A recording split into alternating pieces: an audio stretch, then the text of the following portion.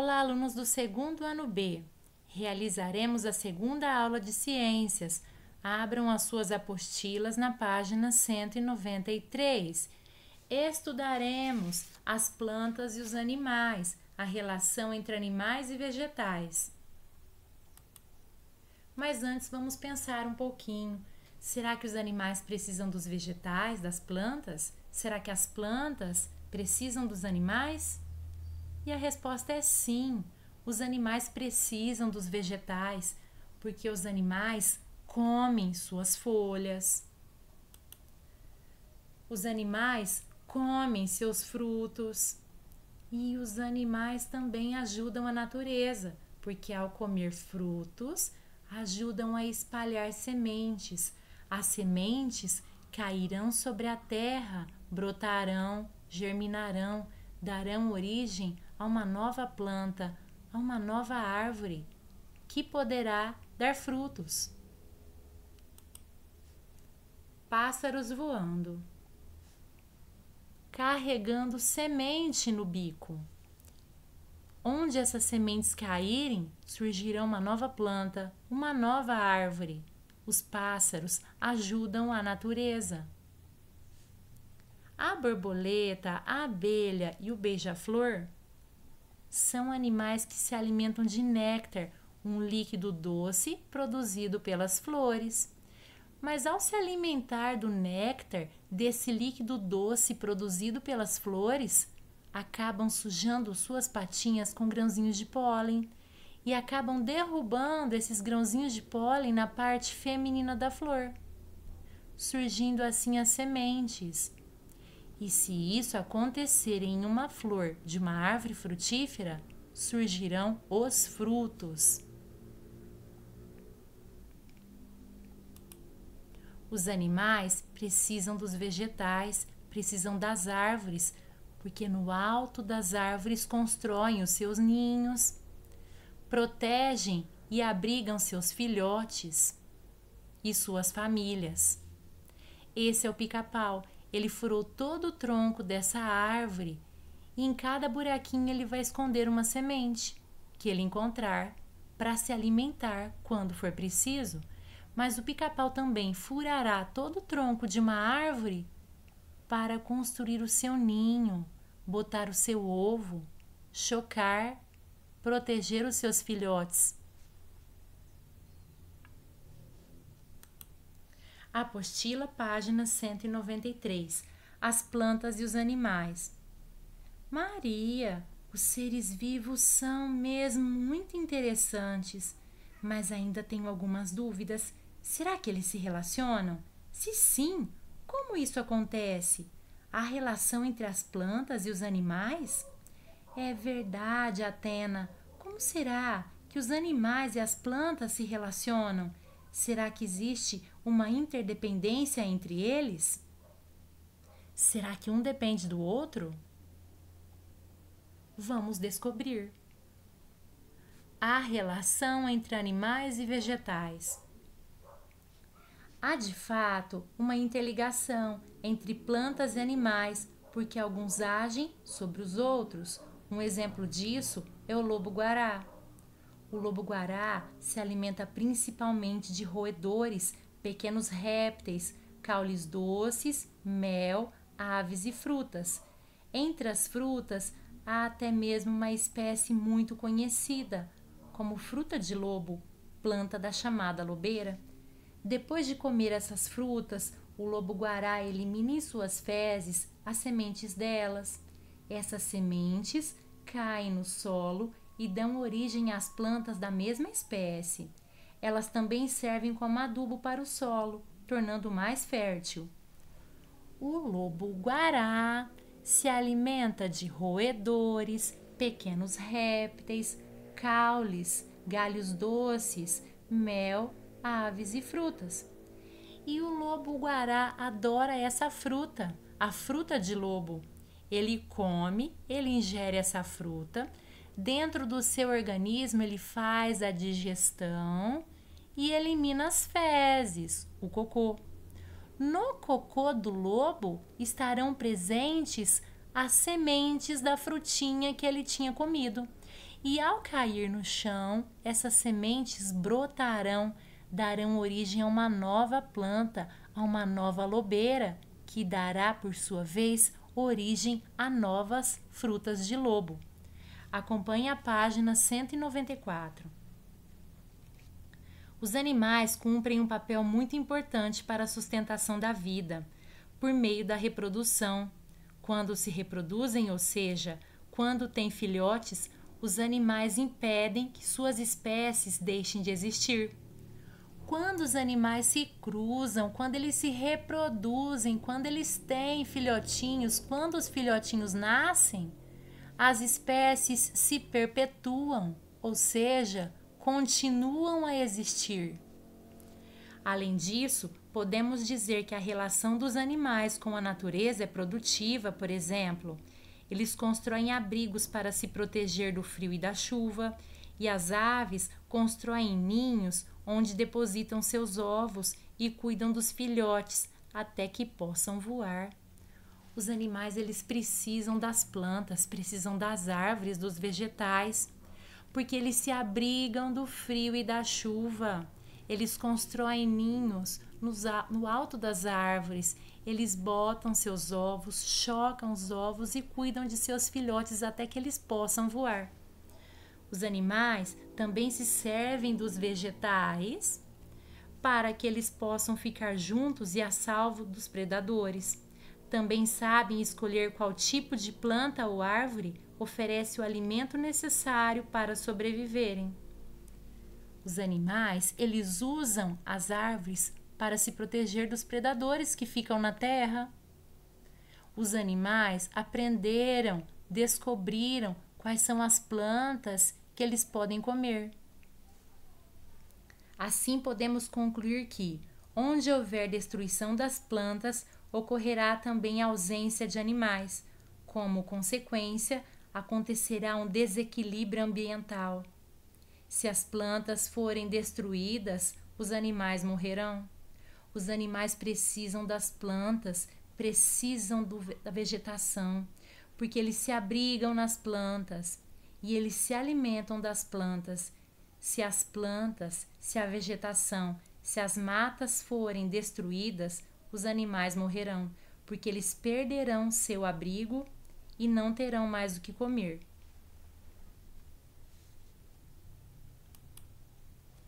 Apostila, página 195. Situação-problema.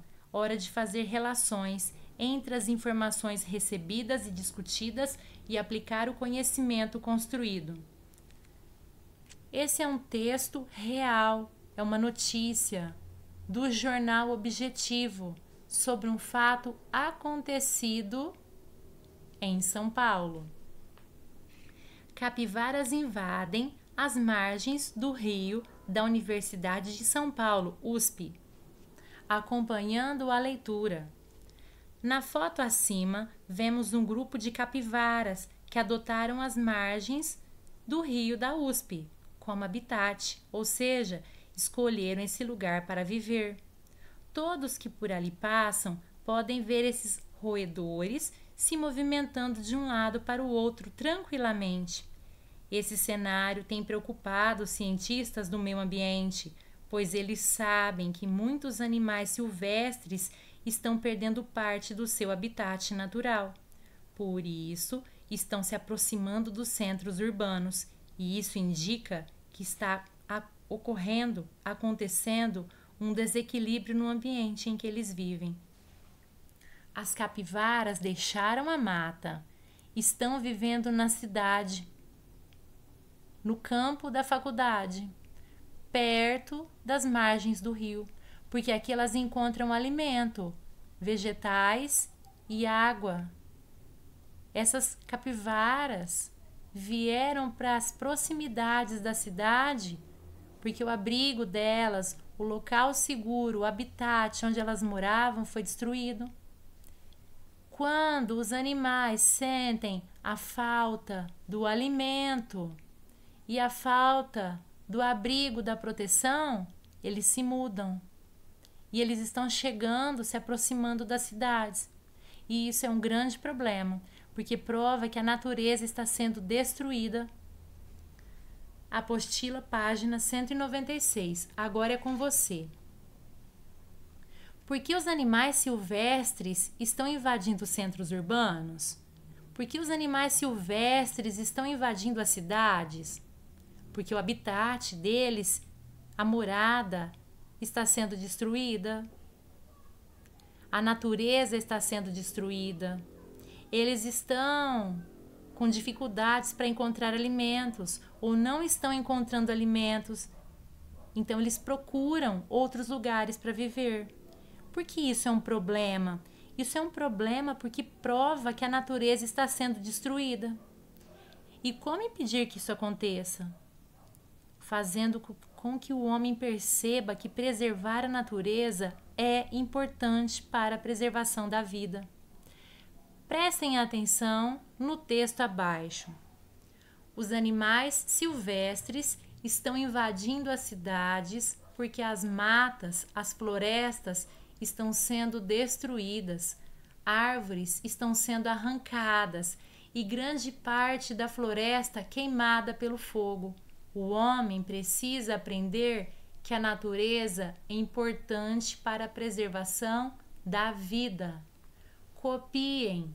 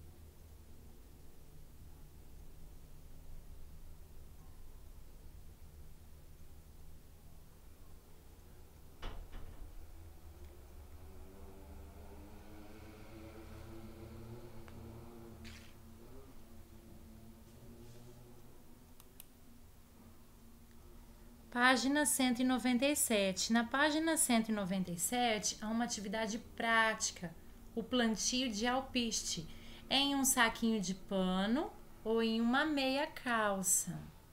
Esse plantio não deverá ser realizado. Vocês observarão o plantio do feijão que eu postarei mais tarde para vocês. Essa atividade não precisa ser feita. Estudaremos agora polinização. O que é a polinização? Mas antes, vamos pensar: qual será o animal, o ser vivo mais importante do planeta para a preservação da vida no planeta?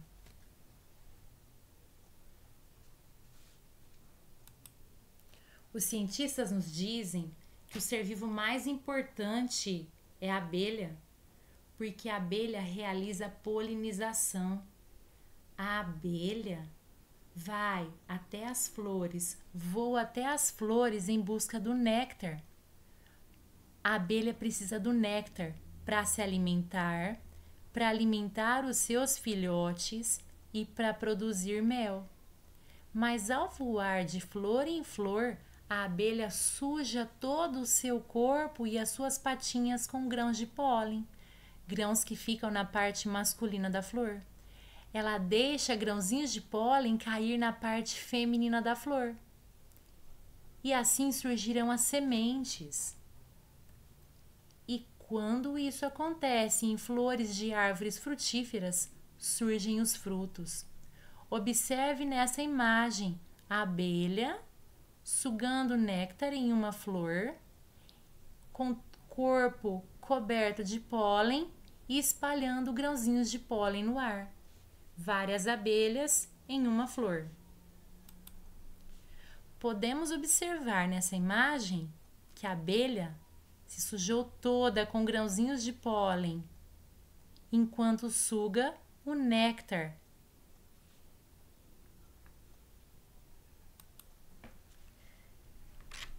Observem as fotos. Essa abelha pousou numa flor de macieira, na flor do pé de maçã. Ela sujou as patinhas com grãozinhos de pólen. Ela vai deixar os grãozinhos de pólen cair na parte feminina da flor. Surgirá a semente e depois do fruto, a maçã. A abelha voa até a laranjeira. Ela sujou as patinhas com grãozinhos de pólen. Os grãozinhos cairão na parte feminina da flor. Surgirá a semente e mais tarde o fruto, a laranja. A abelha voou até a flor do pessegueiro, sujou as patinhas com grãozinhos de pólen e vai deixar esses grãozinhos de pólen cair na parte feminina da flor. Surgirá a semente, o fruto, o pêssego. A abelha voou até o limoeiro. Foi até a flor do limoeiro para sugar o néctar. Sujou as suas patinhas com grãos de pólen, derrubou grãos de pólen na parte feminina da flor. Surgirá a semente, o fruto, o limão. Observem esse esquema, esse desenho que mostra o que acontece na natureza, que explica a polinização. Nesse desenho, a abelha vai voar, vai polinizar apenas essa flor. Ela vai sujar as patinhas com grãozinhos de pólen que existem nessa mesma flor e vai deixar os grãozinhos de pólen cair na parte feminina da flor, surgindo assim a semente. As pétalas cairão, surgirão o fruto. Agora um outro desenho de polinização. A abelha voará até essa flor, sujará as suas patinhas com grãozinhos de pólen e voará até outra flor. Ela vai deixar os grãozinhos de pólen que ela acabou se sujando nessa flor caírem nesta outra flor. Surgirá a semente, surgirá o fruto. Esse é o esquema da polinização de uma macieira, de como surgem as maçãs. A abelha sujará as suas patinhas com os grãozinhos de pólen. Ela vai deixar os grãozinhos de pólen cair na parte feminina da flor. Surgirá assim a semente e depois o fruto. E quando a semente desse fruto cair no chão, ocorrerá a germinação, brotará, surgirá uma nova plantinha que vai crescer.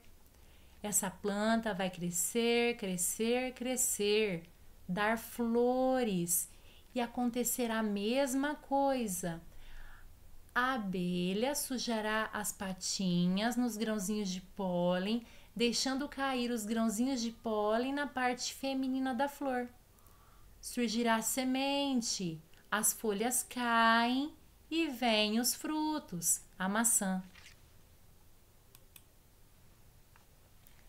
Essa é uma imagem, uma foto de uma propaganda de uma campanha mundial alertando a todas as pessoas sobre a importância da abelha. E essa campanha tem um nome: Sem abelha, sem alimento. As abelhas são responsáveis pela polinização de 70% das culturas agrícolas, com destaque para as amêndoas, a maçã, mirtilo, pêssegos, laranjas, algodão e a soja. Há cientistas que dizem que se as abelhas morrerem, a produção de alimentos no planeta diminuirá. Precisamos da abelha, das abelhas para ter alimento. E como as abelhas continuam a existir? Com a natureza intacta, saudável. Porque se o homem continuar jogando poluição no ar, veneno nas plantações, as abelhas morrerão. E se as abelhas morrerem, diminuirá a quantidade de alimentos e de frutos existentes em todo o planeta.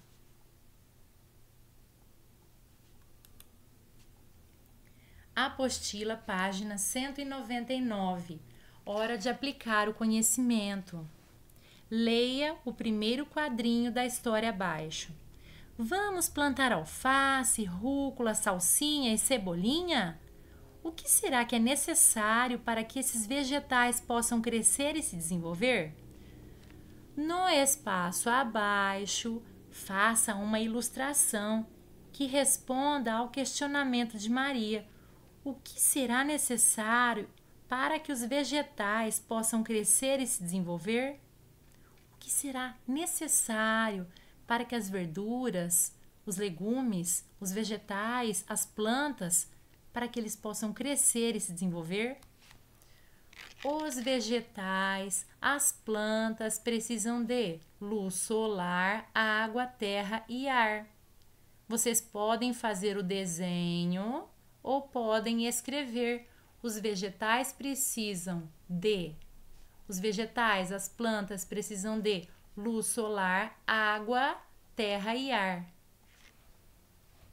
Logo abaixo, acompanhem a leitura. Os vegetais receberam os elementos necessários ao plantio, tanto os elementos vindos da natureza como os proporcionados pela turma da Lupinha. Por isso, eles puderam crescer e se desenvolver. Os vegetais cresceram, se desenvolveram, porque eles foram plantados na terra, eles receberam luz solar, água, ar. Por isso, eles cresceram, eles se desenvolveram. Página 200, situação problema. Observe tudo que a Magali faz nas tirinhas abaixo. A Magali pegou uma enxada, um saquinho de sementes, cavou o buraco, jogou as sementes, cobriu a terra. Pegou outro saquinho de sementes, jogou no chão, cobriu o buraco. Mais outro saquinho de sementes, jogou no chão, cobriu o buraco com terra. Ufa, terminei. Ao terminar, a Magali foi para casa na mesma noite e voltou com uma toalha, pratos e talheres. O que será que a Magali está pensando? Agora responda. O que a Magali espera que aconteça? Você acha que o plano dela vai dar certo? Por quê? A Magali pensa que ela já pode comer tudo que ela plantou. Mas será que isso vai dar certo? Ela plantou no mesmo dia e ela já quer comer à noite. O plano da Magali não dará certo, porque a semente, ela precisa cair na terra, ela precisa germinar, ela precisa brotar. A semente precisa enraizar, precisa crescer, ela precisa florir para dar frutos. A Magali não entendeu ainda que para a planta desenvolver é necessário que ela receba água, que ela receba a luz do sol, que ela esteja em terra fofa. Quem sabe um dia a Magali aprenda isso. Você pode copiar a resposta abaixo na página 200.